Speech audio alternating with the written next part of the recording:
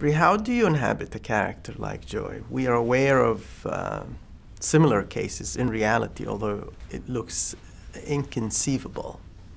Have you learned those cases? Or were you aware of them, and how much did you draw from those events and incidences and characters? I was given a lot of information regarding these other girls and these other just devastating cases, but what we wanted to tell was a more universal story. Instead of dealing with the specifics of what happened to these girls, we wanted to tell a tale that had a little bit more of a universal quality, something that more people could relate to and understand.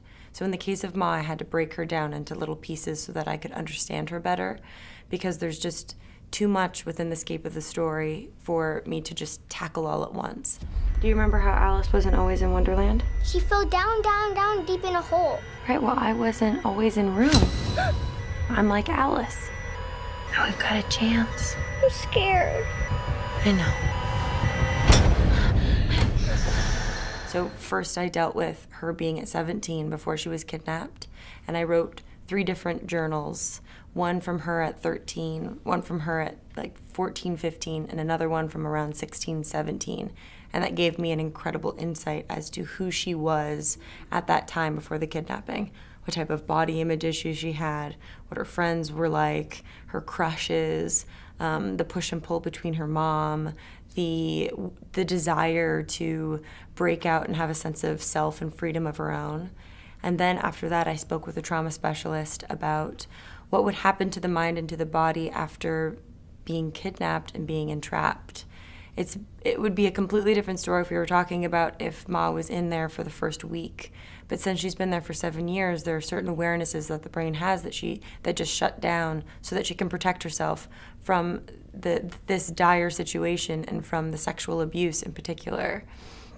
And then there's the lack of vitamin D and the lack of nutrition. So I spoke with a nutritionist, a doctor about that, about what would happen to the skin, what would happen to her nails, what would happen to her teeth, what would happen to her mind when you don't have enough nutrition or enough vitamin D.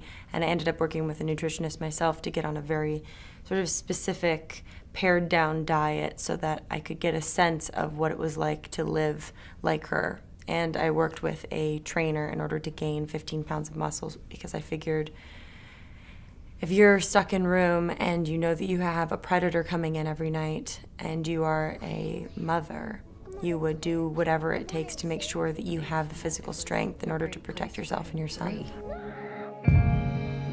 I hoped. Hello, Jack. Thanks for saving our little girl. Well, this is what was interesting about her character, that somehow she settled into her predicament and accepted it as her new world, even when her child suggested, let's kill that guy and get out of here. She said, no, then who's going to bring us some food? As if he is her source of survival. Yeah.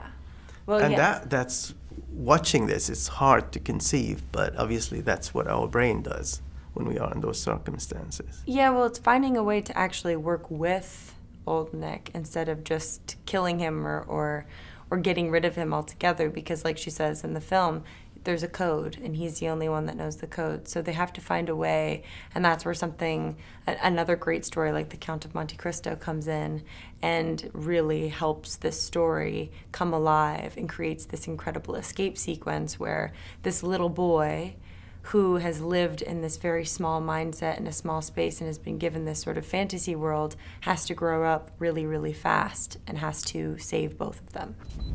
I'm scared. I know. I'm gonna be there in your head talking to you the whole time. Truck, wiggle out. Jump when the truck slows down. Run, somebody. You all right? And the effect on the boy, because he describes his world to his grandmother, and that's fascinating, as it's a room with infinite dimensions, as if that room has become the world for him, the way we see our world. Yes, exactly. Is that what happened to those children? I don't know about the specific cases of the children that you've seen on the news, but I do know that if, for us, room became a canvas for our imagination. That was the place for the two of us. Anything was possible in that place. It's a safe place. It's a place where it's just the two of them in this world, with, even though the possibilities may seem small to us because we know what the outside world is like, this is what they know, and so this is their home.